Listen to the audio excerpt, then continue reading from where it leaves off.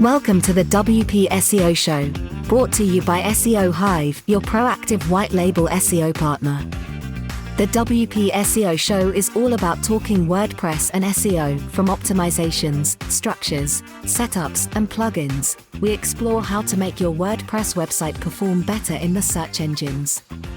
Here are your hosts, Pete Everett and Jeff Patch. Hello and welcome to this episode of the WP SEO Show. I nearly forgot the title of the show there. That would have been an interesting start. I'm your host, Pete. I'm here with my co-host, Jeff, all the way from California. How are you doing, mate? I'm good, Pete. It's been a couple weeks, hasn't it? It's been more than a couple of weeks. And we were just riffing before the show about how we feel bad that we haven't recorded one of these in a while. But then we realized that actually next week, the show's going to be a whole year old. We haven't released anywhere near 52 episodes, but it will be a year old, and we've done more than 26. We've done 29, 30 shows, so that's that's more than one every other week, which is pretty good going. We were planning on every other week, so I guess it's averaged out for the most part. But honestly, it's just one of those things. I've had so much fun doing this year. I'm not sure if it's been as, I don't know, if we've done this frequently as we both wanted to and things like that. But at the same time, it just cements this fact that I love the world we're living in where we can work remotely. We can, and the lives that we've set up, it's been a nice addition, even though it's been extra work, this year. It's been a nice, mental thing to do, to talk with you. That's always fun. But then also to just kind of get out there and meet new people. And every time we release them, we end up talking to several new folks, whether they're going to work with us or we're going to just, chat with them or do some advising. And it's been really cool. So this has been a fun thing to do. Mate, you're making me tear up. This is... Aww. Well, we've both listened to podcasts forever. You've had a podcast. I've not done that, but so many people have podcasts. You start to go, is everyone gonna have a podcast? And when we started, we're need another podcast. And it's like, yeah, I guess so. Cause people are listening and we're having fun. So why not? Absolutely. You know what? And as with a whole load of things in marketing, at the end of the day, if you have the idea of who your customer is, and you're actually creating stuff for them, it sort of doesn't really matter about, you can then carve out your niche and your crowd, your tribe. That's the word I was looking for. Your tribe will find you. That makes it sound like we have a tribe, which, I'm sure both of our listeners will agree to.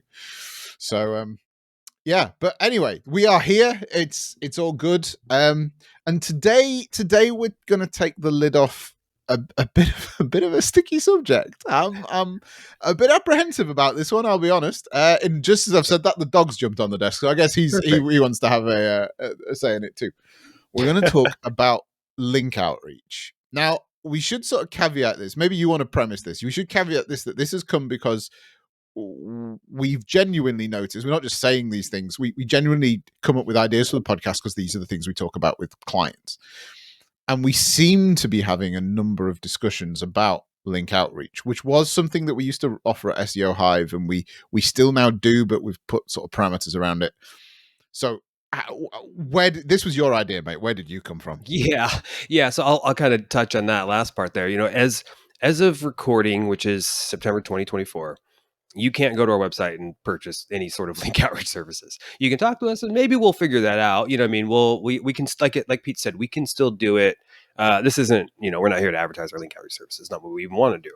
But yeah, a lot of the topics that we talk about on this podcast end up from the conversations we've had. I had the conversation yesterday with a client and about 7 times last week. And it's weird because it felt like up until recently, we've probably gone a year, maybe even longer, with never discussing link outreach, just not doing it. And we had it as one of our core services when we started this 4.5 years ago. My gosh, no wonder I don't have any hair. I'm getting old. Like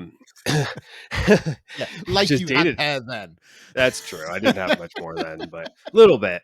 And it was great. It sold well, and which is important. We got good results, but we didn't always have great reception, I suppose would maybe be the best way about it, because there was a disconnect in understanding what you get, what you do, and really the landscape. And the landscape has shifted, which we'll talk more about. Um, but yeah, Well, so eventually we pulled it right out. and I don't know. Obviously, I was on your calls this week, straight last week, but the times I've had these discussions with clients more recently, it's more been like we've done the entire call and they've done that Columbo thing where they come back and say, "Oh, just one more thing. You do link outreach, right?" And then it's like, "Oh, are we really going there right now?" and we have to get Well, the into it call all. is about to wrap up, but now we've got another 20 minutes. So that's and we go through why we don't offer it quite as publicly anymore.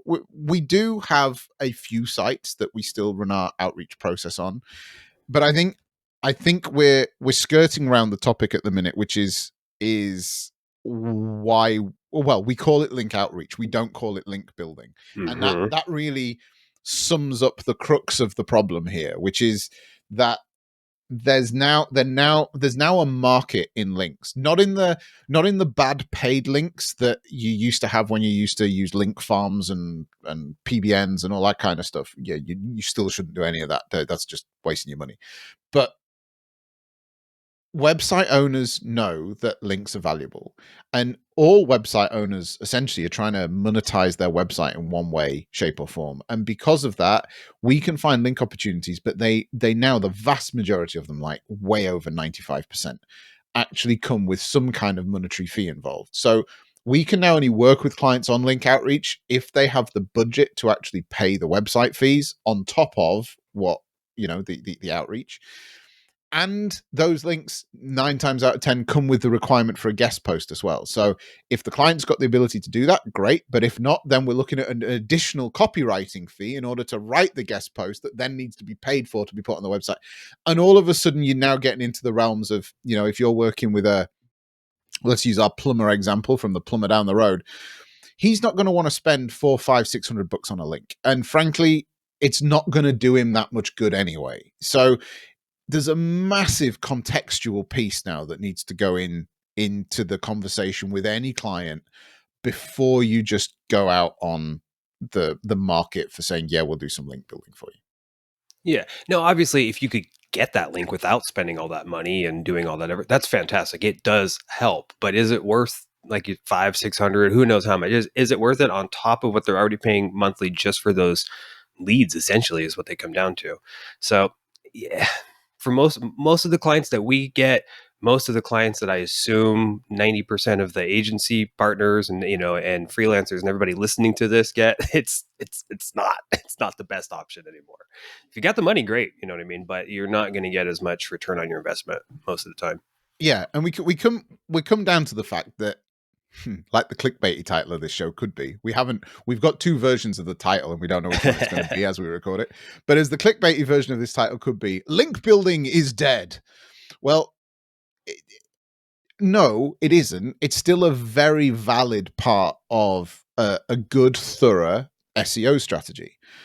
But like we talk about loads of times on this show, SEO is a game of displacement. So if you're in a competitive market and you have a business that has the budgets and you need to engage with that level of the competition, then yeah, absolutely. Link outreach, making sure you've got a good volume of high quality links coming into the site, making sure that there's not a whole lot of toxic stuff linking back to you. That's also important as well.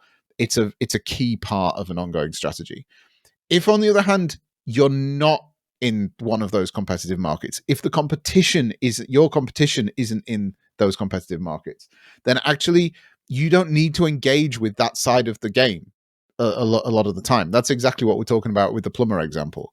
It's just not something that, there's so much else we can do which will provide better value and higher quality leads back to your client, show a return on investment far quicker than going through this expensive process of buying leads. Yep, you love that word displacement, and I get it, but I love saying it's a tiebreaker. I don't know why. I just always I always think it's a race, right? So if you're neck and neck and you guys are doing, 1 week or 1 month you're number one, and then the next month your competitor is number one, and you just keep flip flopping back and forth. figure out what it is that they're doing, figure out it is what you're doing, you know what I mean? And then beat them. So, and that's an example that maybe then you need a couple links, right? Maybe it is worth the money, because if they're not getting them and you guys are that close, well, that might be the thing that puts you over the edge to kind of cement that number one standing, if that's what if that's the situation you're in, or what you keep going back and forth on. But that's just, yeah, it's an example. With tiebreaker, you're displacing them. Displacement feels like you're kicking them out. You know what I mean? You're like, get out of my way. I don't know. It feels a little violent to me, but well, let's hang on. Whoa. Let's just clarify that a little bit. I normally put it in the sense of, look, if you want to rank on page one, then that means that wherever you rank, somebody has to drop from page one to page two. You have to displace them off that page to get them to drop down. And it's really about talking about this contextual side of SEO, which is, you don't need to do all the SEOs on every site, on every page of every site. What you need to do is understand what the competition's doing, and basically do what you said, which is do it better, right? Just do it better than the competition. And that's where you can have a mix of affordable SEO that is going to deliver leads for the client, so they see a return on investment. You as the agency partner can keep on making a healthy profit off it, and actually you've got a client over a far longer period of time. At that point, they become far more valuable to you than, let's say, you had a client, a client at $600 or $800 a month that stays with you for 4 or 5 years is far more valuable than a client that you onboard for $3,500 a month and only stays with you for 3 months, and then they say you haven't delivered, and off they trot. So it's a longer game, but it's about playing the right game, and it's not always the same game for every client. Yeah. It's I had something to add, but I'm like, I'm not going to keep beating that point in there. One thing that this is kind of adjacent to, and that's citation building. And this is in regards to local SEO mostly. And that I think citation building is still something, obviously we do, it's part of our local service. And I think most SEOs that do local stuff are doing that as well. And citation building, technically it's link building. You're building links on these things, whatever. But those don't always have the same benefits from them, because it's just a directory. You're literally just making sure that you're in more places, and it's not the same as getting a really powerful domain, DR site link from another site that really is mentioning your business or whatever. They're just listings, they're profiles, they're whatever. They're great, they're fine. You want to have them. You need them to, like we were talking about, displace the other people in your niche, but it's more of kind of like a black and white, you know what I mean? Like, it's binary. You just do it. It's not getting the same type of benefits from it. And that's why they don't cost tons of money. And every now and then, some of those ones, they do start putting fees on there. Oh, you want to be on our, I don't know, our website professional directory? Well, it's $25 a month. No, thanks. Yeah. There's 27,000 other ones that we could, do similar like that don't cost anything. So there is another side to citations, which is kind of important to touch on as well. So a citation, you normally submit not only the link to your site, but also your NAP details, your name, address, and phone number, which again is ultimately why it sits so well within a local SEO kind of plan. But when you claim those citations around the internet, it means that you are then in control of the details that are there. Because believe it or not, there are bots and there are companies out there that will go and try and claim local citations, and kind of for their own purposes, either to try and sell back to you to say, hey, we have your listing over here and we want you to pay us $500 for it, which is completely not right. I was going to say unethical. Or they will try and claim your business listing and point then the domain name back to their website. So they're essentially trying to steal the citation. It also means that, of course, sometimes things change. Your phone number might change, your email address might change, all of those kind of things, that your domain name might change. There's things that you do submit off. So by claiming the citations and actively managing them, you are in control of all of that stuff.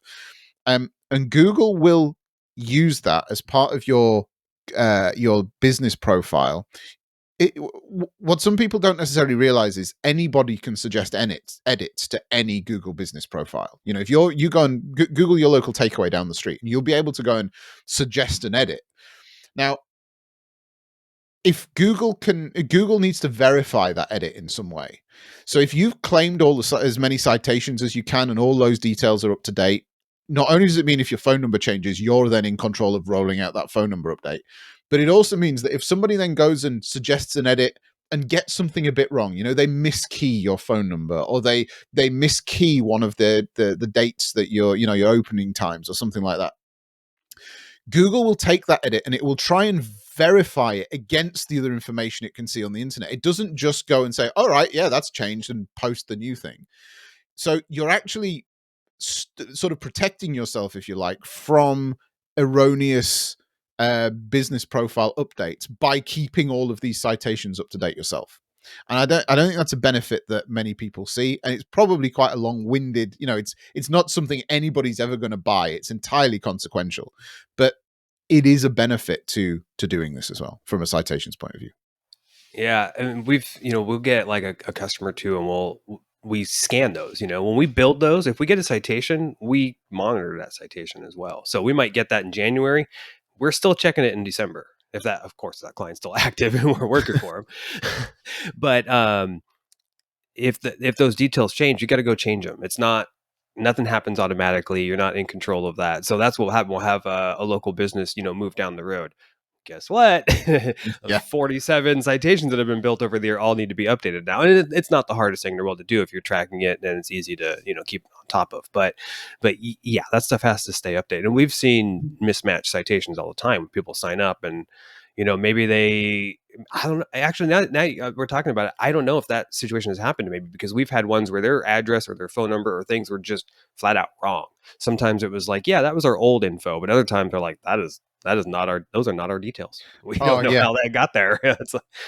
And the number of times we onboard a new client to the local plan and they say, well, how did that get there? Because nobody's looked at this since like Marie left the company 4 years ago. And it's like, well, I'm guessing Marie might have had something to do with it, just a hunch. But we can fix it for you. That's not a problem. But these things are easy forgotten. I get that. But, we were segueing a little bit away from link outreach or link building, but it's it is what it is. Local things like that, though, can be a lot more valuable to local businesses rather than the big expensive links, like we were saying. All right, cool. So now, like I said, we keep saying, yeah, you're probably not going to do that much, but we are still doing it, and we still will do it. It's just that we don't necessarily run out the gate and suggest it to every single one of our clients. But, let's moving forward, let's say that we're doing this. What type of things are we looking out for? Do they need a higher domain rank? Do they need a certain number of pages, or, do they even need to be in the same niche? Like, what type of things would, people, if they're still going to be going through, actually want to pay attention to do this right and actually get results? So the first thing is, in order to build decent quality links, you have to have decent quality stuff to link to. I mean, that's kind of a given. We've mentioned this on the show before. Can you remember that one-page website that signed up and wanted content from us, and they didn't have a blog? Yeah. And like, it wasn't WordPress, so they're like, we don't know how to add a blog. We're like, us either, or us neither. Yeah, that's if the reality is, very few websites, even if when you approach a website, they are going to vet you just as much as you're vetting them, for under a few things we'll talk about in a minute. But if you've not got anything that's worthwhile for them to link to, they are essentially, what you're asking them to do is put an endorsement from their brand to your brand. And if you've got a one-page website, or a website that looks like a dog's dinner, or something that's inactive, or looks dated, the content's dated, you've not posted on the blog for 6 years, it's just not giving the right impression. So actually, a lot of the first thing of link building is making sure the website looks good, that you've got content that's link worthy, that it's active, that you've got those right things in place. So whilst they're not officially link outreach or link building services, you really are trying to nail jelly to a wall if you haven't done that. So that's the first thing. But then when you actually get into the process of the link outreach, there's a few things you want to bear in mind. The first is, when we're running link outreach, every month before we run the outreach for each client, we check the current domain authority and page authority of the site. So we will only ever go and approach sites that are of a higher domain authority than the site on that month that we're working on it. And that's simply a way of, the whole point of doing link outreach is to pass authority around the internet. You're trying to build authority for your site. So going and getting a whole load of like 1 or 2% links, if you're at a 25, that it's just wasting everybody's time. It's a whole load of time, effort, and money for literally nothing. So you need to make sure that you are progressively going for domains that are slightly higher than yours. If you're that 25, absolutely go for like 28 to 35 DA links. That's absolutely fine. At least you're making progress. If you go for like a 75, 100 domain, firstly, they're really hard to get hold of and would be either budgets we've been talking about, they'd be even more expensive. But you've just, they're the rocking horse manure type links. They come around once every so often, and that's just be realistic with what you're reaching out for. One thing we do is, and I want to say it's like, it's not a hard set number, but because it depends, right? But like 5, maybe 10% of the outreaches we do every month are to ones that are actually a little bit outside of what we would think our reach is, but those chances are you're not going to get anything from them. But what it does is it opens up that conversation and start finding out what's required. So, we've had sites where they're at like a, I don't know, DR10 or whatever, and we're going after a 25, 30 or something. But then we get the info back of what we need to achieve in order to get that. So in that case, it's like, it's a little networking, some discussion or whatever. But one thing I wanted to, it's kind of a little bit segue, before we wrap things up, I wanted to mention another thing we've done that, again, this isn't like a huge mover for the SEO needle, quote unquote. It's not going to help your rankings big time all the time, but it is mostly, again, for our local sites, but it doesn't necessarily have to. But one of the things we've done, and just in our research, when we find, we've got, I don't know, a new customer that's in a small town or something, and we start finding out, well, what's in that small town?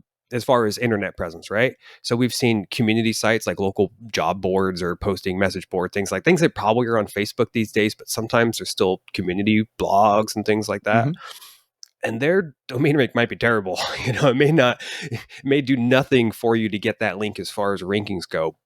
But if there's people in that community using those websites, and now you can get a link to the plumber, it's basically like a sponsorship, right? Those can be huge, and it's not going to show on your search console or any of those reports, but it will show by customers picking up the phone and calling your customers. So that's another way that we like to kind of every now and go, hey, we did some link building, even though that's not what the service is right now, or that's not what you're getting. But those little things are huge, and if you can find those, or if your provider can find those for you and you deliver those to clients, it's like just gift wrapping, right? Here you go, happy birthday, we found you some bonuses and stuff like that. So, and those are the funny ones, again, because they don't do anything for the search report really, but they help move the needle. They help get calls and things like that. At the end of the day, as your client will be able to tell you if their phone is ringing more than it was. That's really the telltale sign. Just to wrap up the things to look out for. So make sure your site's active. Make sure that if you're proactively doing this, that the domain authority is above the site, but within a reasonable kind of range. Third thing, do check the toxicity of a domain. You don't want to be building domains that are blacklisted or on toxic registers or spam lists or anything like that. So you do need to check that out. And then lastly, there will almost certainly be some fees to pay. So make sure that they are reasonable. Likewise, a number of sites have various ways that you can build links. Some of them want you to actually go and crawl their site and say, right, well, I'd like a link on this keyword to this link over here. Can we make this happen? Others will suggest things to you. Others will say, no, we just want a piece of content. And then you have to pay us $80 for the editorial because we want to proofread it to make sure it sounds like it comes from us. So you've got to start piecing all that jigsaw together, which is why it becomes a little bit difficult. And as I say, we now only really work or offer this to clients where we can validate ahead of time that there is a budget there for actually sourcing the links, actually completing the link transaction as well as doing the outreach. And it's exactly why our service is a link outreach plan rather than a link building plan, because we can't guarantee the building, too many moving parts. Yeah. The only way to guarantee the link building, quote unquote, would be to be building terrible links, right? Just going and doing whatever it is you can just to do it. And there's no point in that, There's no point in that. There's no point No in that. point. So that's basically where we are. And that I guess that kind of brings us round full circle. You know, we used to offer link outreach. We had an issue with it. We stopped offering it. We now offer it a little bit, and we can do it. The only thing I was going to mention when you were talking about our outreach is, you know, at the end of the day, you're outreaching to websites individually. So there is an open rate and there is a close rate to these deals.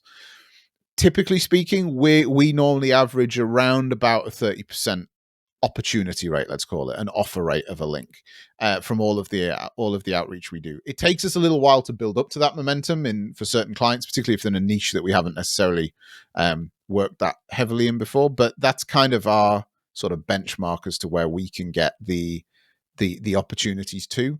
And then after that, you know, just because we found an opportunity doesn't mean that a client has to take it. Absolutely not. So, you know, we then in a position to not only vet the opportunities, but the client can vet the opportunities as well to say, you know what, I just don't want to be associated with that. Oh, that's a really good one. Yeah, I'd actually prefer to write an article for that one. That'd be great. Yeah. Yeah. And Some that's of them kind are of where we are. some of them are kind of like, I don't want to say vain, but you know, they're like vanity sites too, right? It's like, oh, it's just awesome to be able to get on that. Great. Yeah, it's not for me to tell the client what's important for their business in that sense, that side of things. All I can tell you is that, yeah, the data stacks up on this and I think it's worth it, or no, the data doesn't stack up on this and I think you're wasting your money.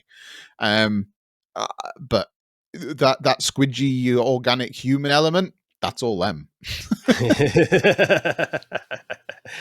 Well, it's like I said, when we kind of, shoot high on some of those ones, I can think of some examples. I don't want to go into them right now, but like, some big publications, right? Magazines, things that we all know, like household names. You're like, let's give it a try, Yeah, absolutely. Absolutely.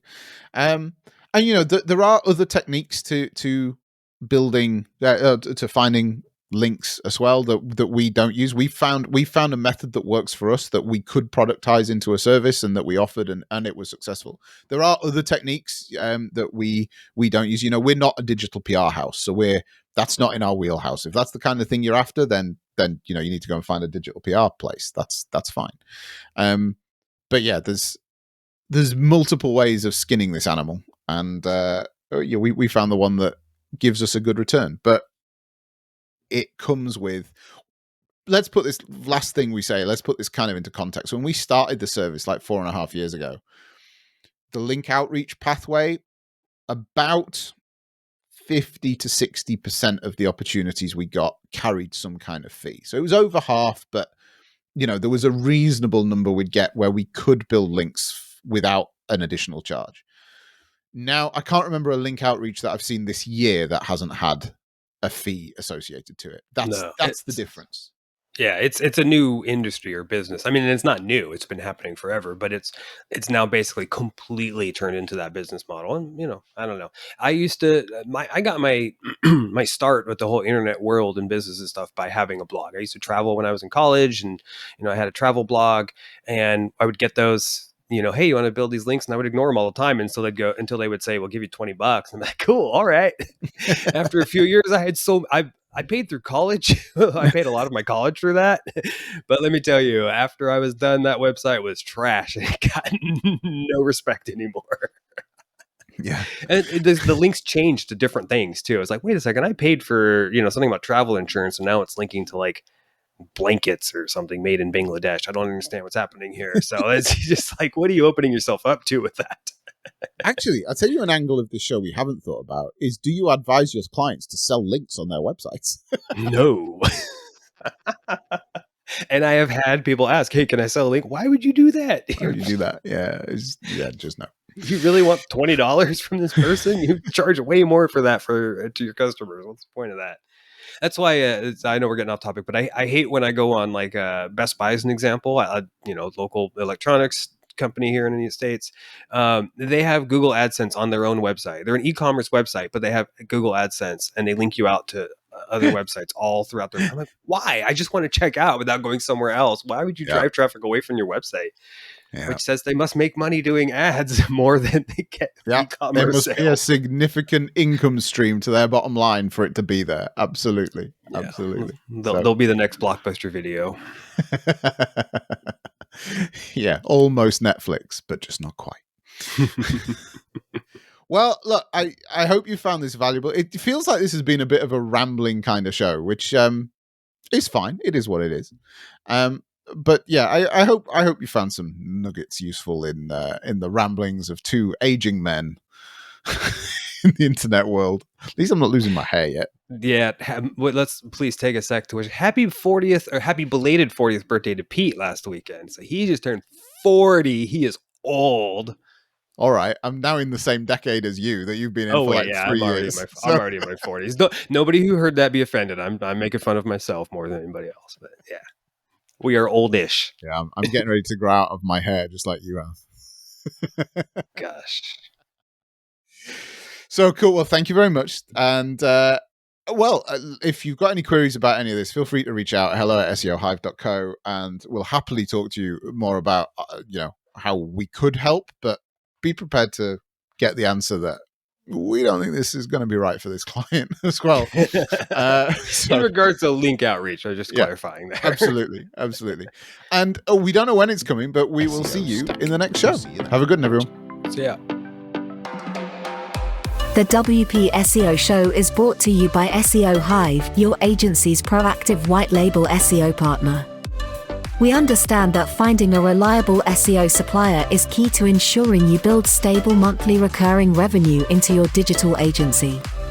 At SEO Hive, we have a suite of products that will help you sell, scale and deliver your monthly SEO retainers, from our Scout reports and one-off technical boosters, to our flagship local SEO and honeypot plans, all of which have clear pricing and monthly deliverables.